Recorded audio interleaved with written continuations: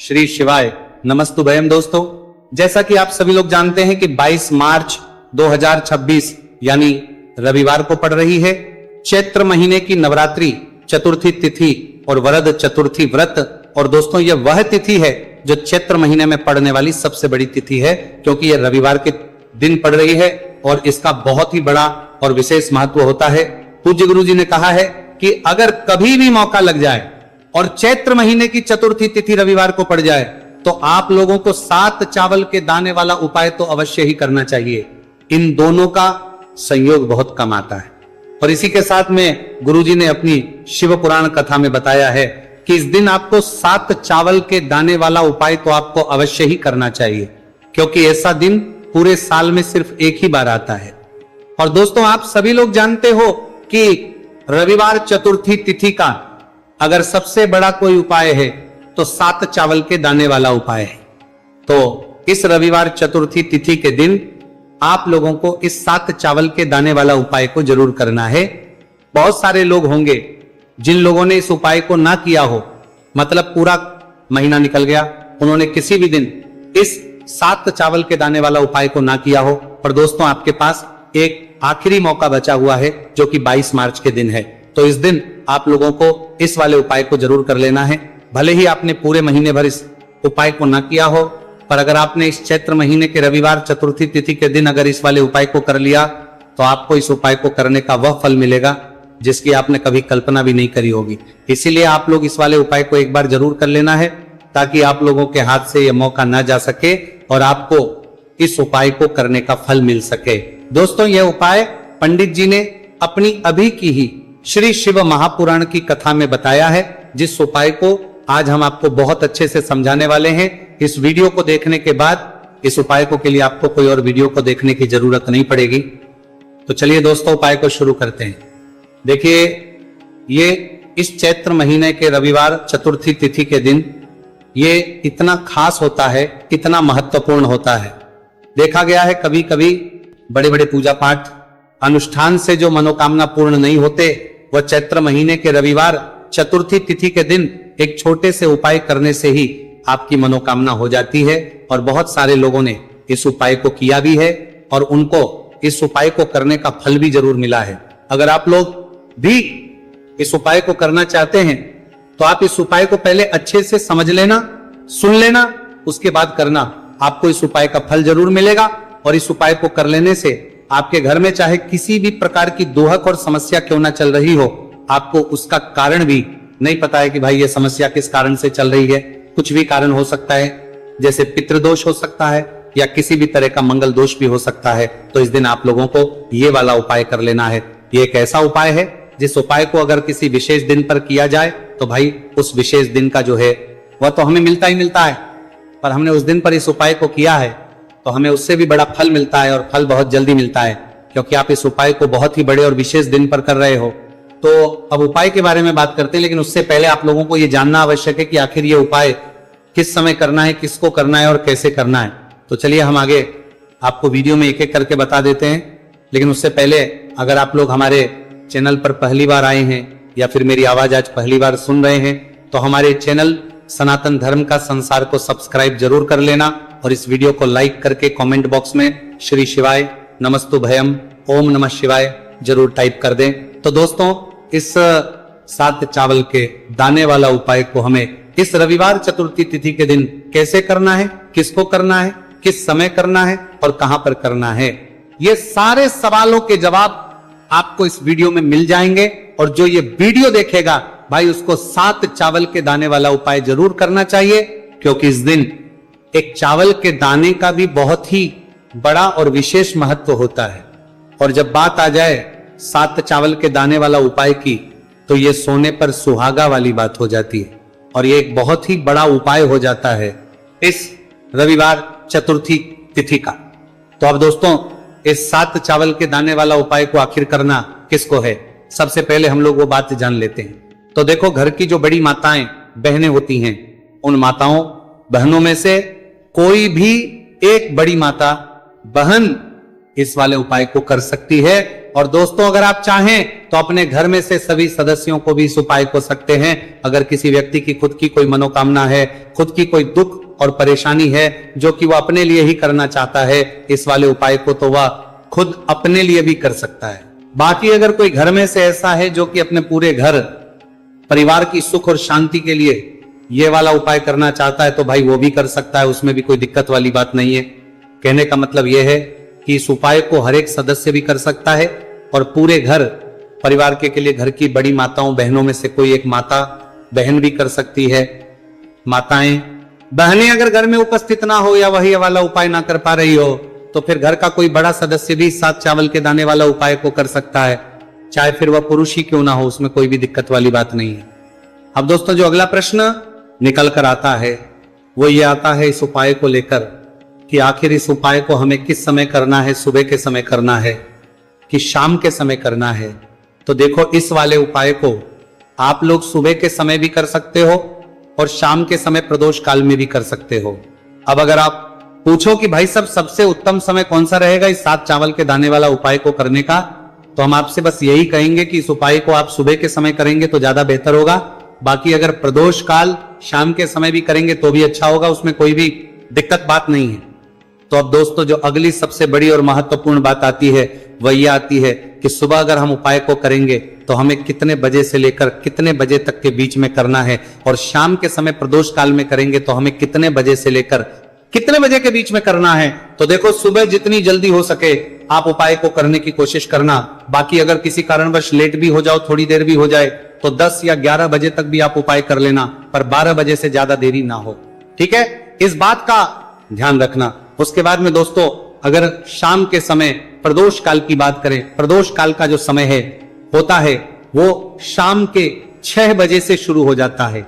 मतलब शाम के 6 बजे से लेकर 7 बजे के बीच का जो समय होता है यह समय प्रदोष काल का समय होता है। तो आप इस उपाय को 7 या 8 बजे के बीच में भी कर सकते हो। मतलब शाम के 6 बजे से रात 8 बजे के बीच में आप कभी भी इस वाले उपाय को कर सकते हो, उसमें कोई भी दिक्कत वाली बात नहीं है। देखिए दोस्तों एक एक करते हुए हम उपायों को समझेंगे। सबसे पहला उपाय बहुत ही आसान सा उपाय है। देखो यदि आपको ऐसा लगता है कि बाबा आपकी सुन ही नहीं रहे हैं, बाबा आपकी मनोकामना परिपूर्ण कर ही नहीं रहे हैं, आपने कई उपाय कर लिए, कई आप अपनी इच्छाएं महादेव के सामने रख दी, लेकिन आपकी मनोरथ जो है वह परिपूर्ण हो ही नहीं रही है, और आप चाहते हैं कि वह मनोरथ जो आप कई दिनों से बाबा से मांग रहे हैं वह परिपूर्ण हो जाए, तो आपके जीवन के दुख तकलीफ है ये सब दूर हो जाए। देखिए हो सकता है आपके घर में कोई कोर्ट केस चल रहा है या आपके घर में बहुत ज्यादा लड़ाई झगड़े चलते हैं, तो आपके घर में अगर शांति नहीं है, आपके घर में धन की कमी है, धन की वजह से आपके घर में बहुत ज्यादा लड़ाई झगड़े चल रहे हैं, तो आपकी तकलीफ दूर होने वाली है।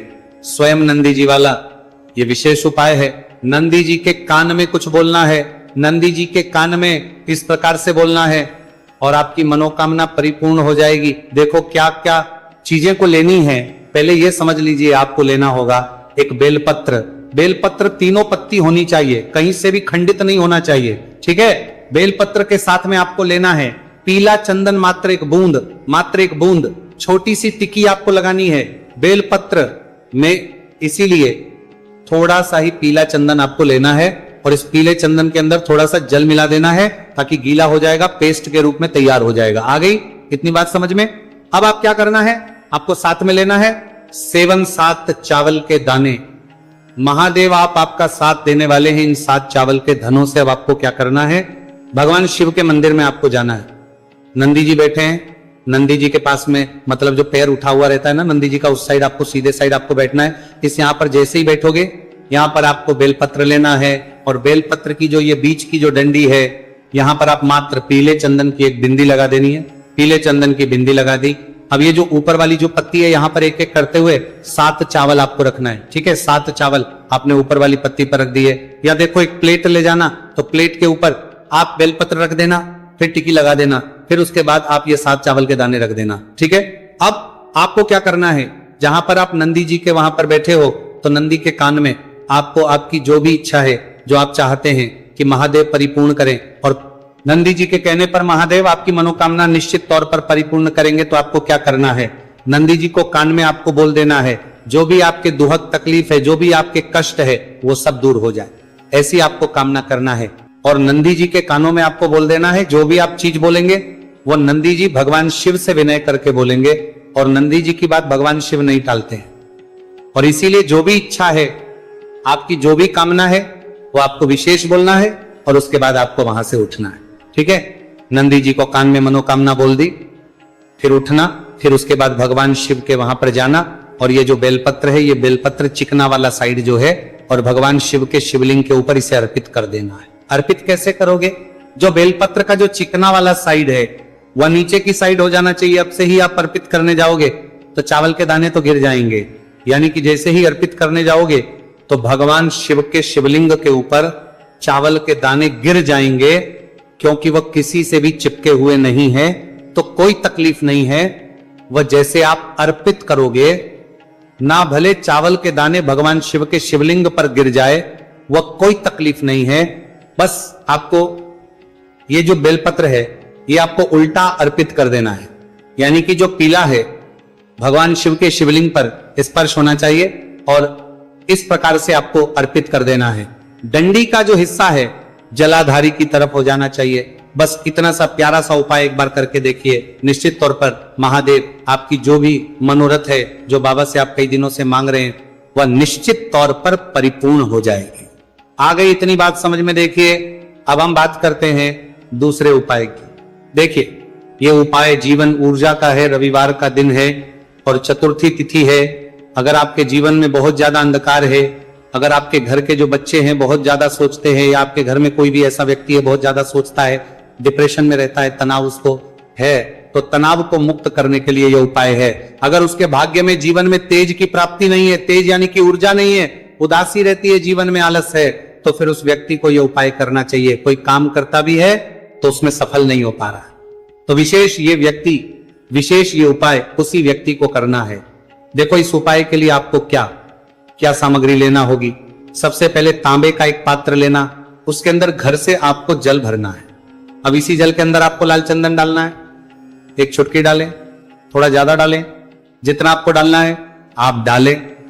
लाल चंदन जो होता है वो तेज की वृद्धि करता है।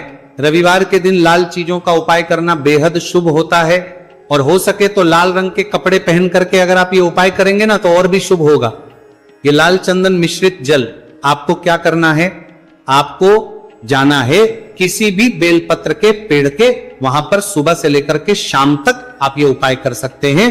कल रविवार की चतुर्थी तिथि पर सुबह से लेकर के शाम तक आप बेलपत्र के पेड़ के वहां पर जाना, उत्तर मुखी होकर आपके जीवन के अंधकार दूर हो। जो भी आप स्मरण करेंगे, आप लेट उठते हैं, आपसे कोई कार्य बनता नहीं है, आपके जीवन में रोग बहुत ज्यादा है, तो भी आप ये उपाय करेंगे, तो आपको उसका स्मरण करना है कि यह समस्या मेरी महादेव आपको दूर करना है।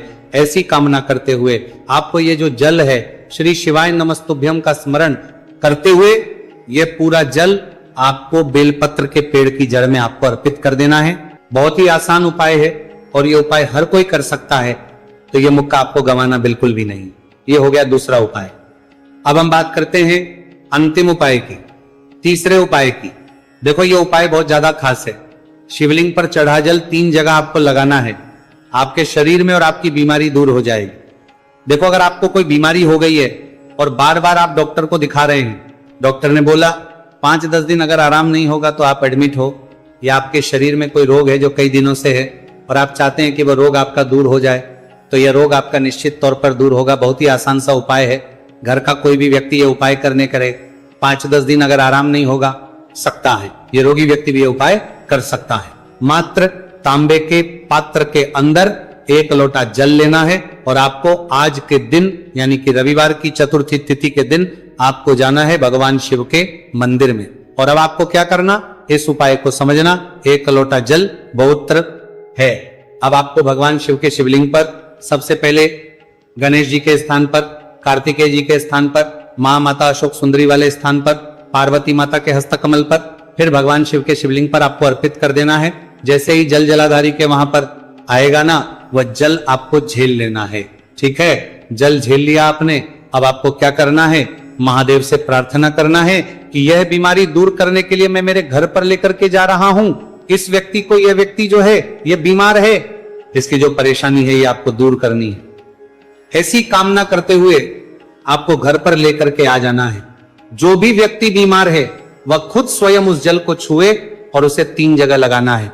एक सबसे पहला नाभि पर लगाना है, शिवलिंग पर जड़ जल। फिर दूसरा जो है मस्तक सिर पर, जहां पर हम तिलक करते हैं ना, बीचों बीच में यहां पर आपको जल लगाना है। और तीसरा जो है सिर पर आपको जल लगाना है। देखो यहां पर एक चीज समझना, जब ना भी पर आप मणिपुर चक्र में आप जल लगाएंगे, थोड़ा सा जल वहां पर लगाना। फिर उसके बाद जब दूसरा आज्ञा चक्र में आप जब जल लगाओगे ना, तो 3 त्रिपुण में दूर होना शुरू हो जाएगी। ये उपाय आप रविवार के दिन कर रहे हो ना, ज्यादा जल लेकर के आना, ताकि आप सोमवार, मंगलवार, बुधवार, गुरुवार, शुक्रवार तक आप ये जल का कर सको। ठीक है, लगातार 5 दिन आपको लगाना है। आपके शरीर में निश्चित तौर पर आराम आपको मिलेगा।